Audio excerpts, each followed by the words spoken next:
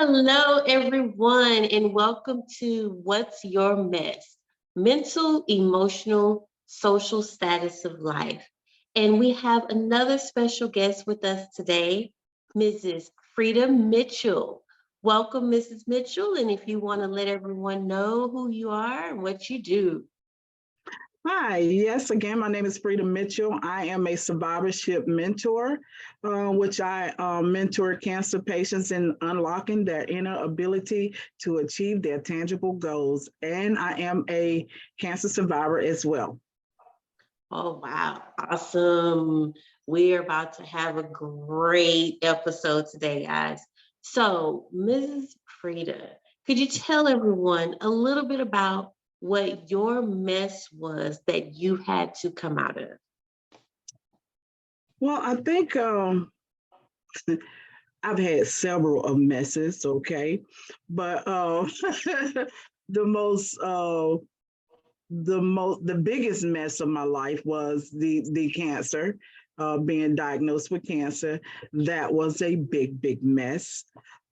So that's my biggest mess. But I've had quite a few other messes. But that becoming a cancer survivor and choosing to take that bag of lemons and make some very delicious lemonade with it. Um, has been my mess and my greatest achievement as well. Okay, so let's talk about the your surviving cancer. Could you tell everyone how did that affect you mentally, and what exactly, like, where was the cancer? It was stage 2 breast cancer, triple positive, HER2 positive, progesterone positive, and estrogen positive. Um, yeah, that was the type of cancer that it was, and I was diagnosed with it in 2015. And I actually just lost my best friend of 46 years 3 weeks ago, and one day today, I lost my best friend to cancer. So I'm just mad as hell at cancer. But that's a big mess. That's a big mess right there. And so you found out in 2015 and you were already in stage 2. Yes. So mentally, how did that affect your mindset when you found out? I think it just added to um, added to trauma that I've already had. Like I already had some childhood trauma, so just hearing those diagnoses was very depressing, very confusing, very.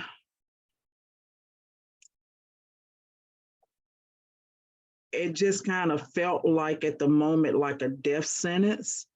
But after going through it, I figured out that just technology has evolved so much, and in the medical industry have evolved so much that now when they say you have cancer, that it's not necessarily a death sentence. So just trying to maneuver through the diagnosis and the treatment, which it took a little over a year out of my life of just having the treatments. Um, but it was the most blessed mess I've ever had.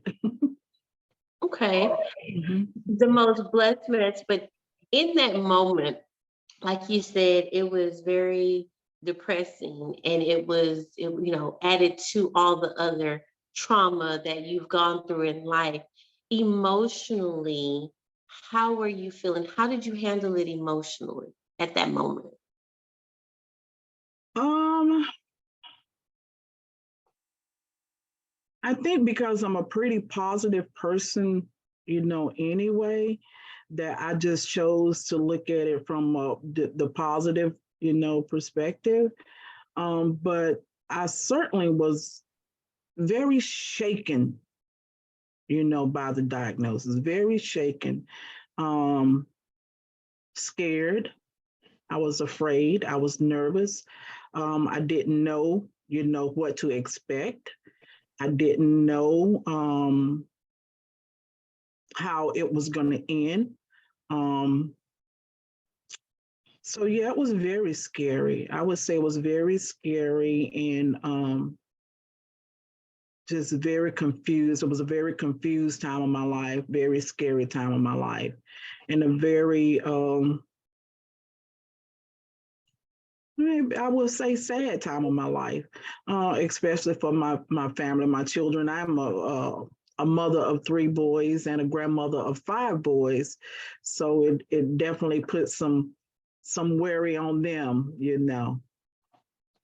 And that As I was just about to ask, I was just about to ask you, how did that affect you socially? Because you have kids and grandkids. And so once you heard the diagnosis, how did that affect you socially with like your family and friends? It affected me a great deal because on up until that point, I had been what people would say like the glue to hold the family together. So I was that person that did everything for the family, and I held all I hosted all the Christmas events and holiday events and Thanksgiving events and Easter events. I was the host and I was the one that made it happen. And I will say from that time into this to now, I have not hosted another um, Christmas dinner or Thanksgiving dinner. So I guess it affected me a great deal because certainly things changed then, where my daughter-in-law started taking over and said, Mom, we're going to do the Christmas dinner, or we're going to do the Thanksgiving dinner. And so kind of hand the baton down to the younger generation, and which is, which was a good thing, which was a good thing. But it certainly, it's different, and I'm really ready to get back in there and start hosting again. So yeah. So you will that right next year, this year's gonna be your year. You're gonna be back hosting. I could tell because you said, it's like it clicked. You're like, I haven't done it since then. Wait a minute.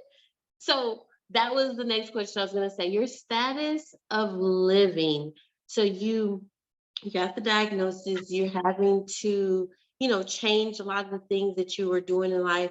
How did that affect you and your status of life?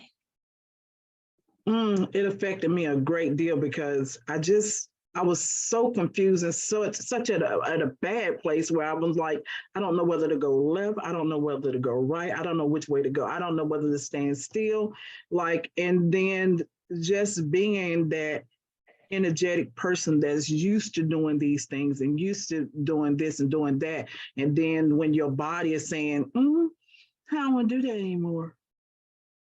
And I'm like, come on, body, work with me, work with me. But, things change. And sometimes in being a cancer survivor and going through the treatments and whatnot, things don't always go back to being the way that they were before the diagnosis because, after the treatment, you can be, bombarded with a lot of side effects from the treatments and different things of that nature. So it did affect me a great deal. I can imagine. Now, of course, it affected you mentally, emotionally, socially, and your status of life. Now, how did you come out of the situation? Because, like you said, the energy wasn't there, your body wasn't cooperating all the time. How did you get through your mess? Well, first thing I did was got me a therapist, and that helped. But just being open to new ways of being, um, and just looking into like what are my options and what is it. Okay, maybe I can't do the things that I used to do, but what is it that I can do differently now that I've never done before, right? So it's always different ways of looking at things. And I realized at that time that um, I don't know, I'll just speak for myself that my life, you know, I haven't had a whole bunch to do with the reason why I exist. So I thought, you know, so just learning to trust the universe, trust God, and trust the process, and being open to new ways of being, and just saying that, okay, maybe if I can't do that, but now I can do this, you know, and just redirecting myself and redirecting my life in a better way, in a way that serves me better. That's good. Redirecting yourself and redirecting your life. That's awesome. I like that. Mhm. Now, if there's someone out there listening that's actually going through the same situation or something similar, what advice would you give to the audience that may be going through the same thing? I would say therapists always help. You know, going to therapy always help. Always surround yourself with good, positive people. Um, Being surrounded by positive people, positive energy will take you a long way. Also, being open to receive new ways of being, new ideas, new school of thoughts, because there's a saying that if a person thinks that they know everything, then they truly know nothing at all. And if a person thinks that they know nothing at all, truly they know everything because they're open to learn. So to just be open to learn, um, setting boundaries is very important. It was very important for me to establish new boundaries because I don't know, just dealing with cancer is just so much. Um, you have to treat yourself mentally, emotionally, and physically to get better, you know? So I've heard someone say a dis-ease in the mind will create a disease in the body. Mm, So guard your thoughts. Guard your thoughts with everything, with every fiber of your being. You know, if it's a thought that don't serve you, please dismiss it. Replace it with something that will better serve you. But setting boundaries and being true to who you are, and living your best life, and don't let anyone take that from you. Um, is my advice, and those positive people and being open. yes, being open. And I like that. The disease in the mind can lead to a disease in the body. I hadn't heard that one. That's a good one. Mhm, I do mhm. want to ask one last question. Um, you were diagnosed in 2015. So how long did you go through that particular mess before it was considered to be a survivor of cancer? Well, 5 years, from 2015 to 2020. I took medication for cancer. So after that, then after my 5 years, then I was released. So I was released in 2020. So I am a survivor, and I'm encouraging all survivors to tap into their inner ability to achieve whatever it is that they want to achieve. Like before I was diagnosed with cancer, I just existed.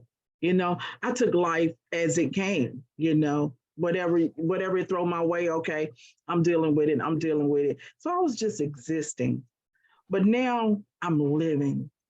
I'm being intentional about what I'm thinking. I'm being intentional about some of what I'm eating, not all, not all. But I'm being intentional about my exercise, about my diet, about my mindset, most important. And now just addressing childhood traumas and triggers, and so I can just work my magic and just go through life, and just be in the flow of things, you know? So yeah. Yes, yes. So if someone out there wanted to follow you, or is there anything that you have where people can come to you? Because I know you said you do mentorship. I do. I do. I work locally in my state at the cancer center, and I'm a coach, so I coach um, cancer patients. So survivorship mentor is what I do, and so I mentor cancer survivors and helping them, get. Actually, what they do now is they pair me up with someone that has or had the same similar diagnosis that I had, and I walk them through their journey, and which has been so rewarding for me, and if a person has been diagnosed with cancer and then they start to think, oh, gloom and doom. But then when you see somebody that's energetic, that's surviving, and say, hey, I got this, I beat this, you can too, it makes a world of a difference. It makes a world of a difference.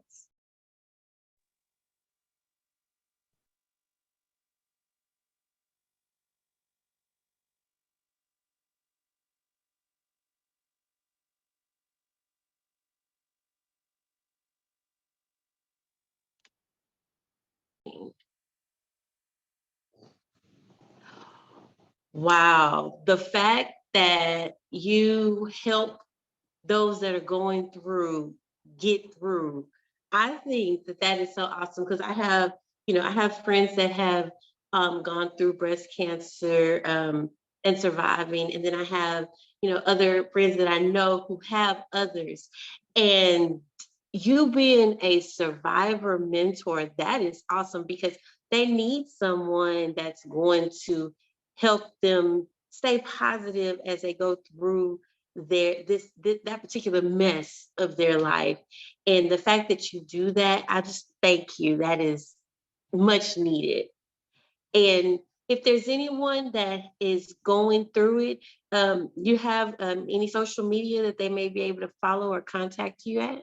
Well, yes, you can follow me on Facebook under Freda Mitchell. I have a website, Hidden Treasure Within, and it's www.hiddentreasurewithin, just like it's spelled just like you said. Um, and yeah, you can follow me on my social media. I have a TikTok page. I'm getting ready to start implementing some going into something different called grounding. So I'm be grounding in 2023. I'm grounding and pounding out inflammation and pain just by connecting to Mother Nature. So that's my new thing that I'm on right now. So I'll be setting up my website and inviting people to come ground with me. And and getting my place prepared for grounding, and it's going to be a wonderful thing. And because our bodies is electric, and I'm learning that sometimes all we need to do is just reconnect with Mother Nature, you know. Instead of Yeah. popping all the pills, like we want to eat what's good for us, we want to drink what's good for us. Yeah, I've been buying high pH water and eating organic foods, and sometimes all I need to do is just touch the earth and let the earth touch me, and we become as one. And it's a wonderful thing, and it regulates your nervous system and thin your blood, and it's so many wonderful benefits in grounding. So that's what I'll be working on this year, and I'll be using myself as a living sacrifice, put my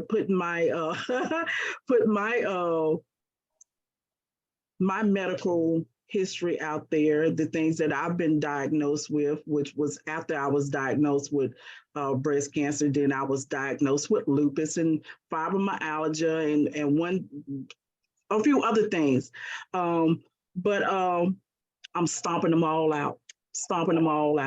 And when I stomp them out, then I'll show you how to do the same thing. So we can live a more healthier, productive life and live in peace and harmony. And yeah, That sounds exciting. You said grounding and pounding. Yes, grounding and pounding I'm out ready for that. inflammation, Let me pain, and know. chronic sickness and diseases. Yes. Yes, yes. Let me know. Sign me up. I'm ready. Let's ground and pound. I just like the way that sounds. Yes, and really grounding is actually just walking on the earth barefooted. Hmm. That's what grounding is. It's just walking on the earth barefooted, and it has so many health benefits to it that we would need. You can't begin to imagine how healthy it is to connect to the earth. Instead of putting the food in you from the earth, we just connect to the earth, and wonderful, wonderful benefits of it. So stay That tuned for sounds that. like it. Yeah, that sounds like it. So, as we close, do you have any last words for the audience? Um, my last words for the audience is just for this year for me. Um, I would just like to spread unconditional love, and I would like for it to be more infectious than COVID. So just loving each other unconditionally and loving our Mother Earth and respecting it. Yeah, Unconditional love. Yes, we need that more. A we do. lot more. We do. Because they Well, say love conquers all, and so I'm ready. I'm here to conquer. I came to conquer. yes. And I like when you said more infectious than COVID. That's Yes, right, because COVID done been all over the world, right? So exactly. let's spread that love. Let's spread that love just like COVID. Yeah, great analogy. So, as we wrap up, I want to thank you so much for coming on. Thank you for your time. I much appreciate it. Appreciate you for sharing your story. And I know that your mess will be a message to someone else that is going through and facing the same situation. Thank you again. Thank you for having me. Thank you. It's been a pleasure. And as I like to leave you all every episode with these final words and this quote. If you want to stay sad, keep thinking about the past. If you want to be anxious and worried, think about the future. But if you want to be happy, think about the present and what you have today and be grateful for those things that you have. This is Tracy D. Armstrong with What's Your Mess? Have a great day, y'all.